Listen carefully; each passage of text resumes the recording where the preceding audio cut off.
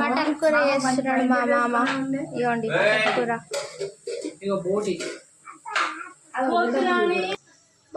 టమాటా, all vegetables.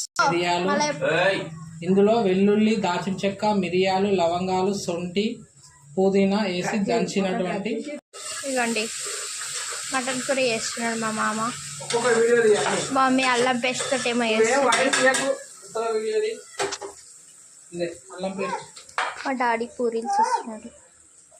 వీళ్ళిద్దరు పూరీలతో ఆడుతున్నారు. మా దీపు కూడా చూడండి పూరీలు పూరీలు.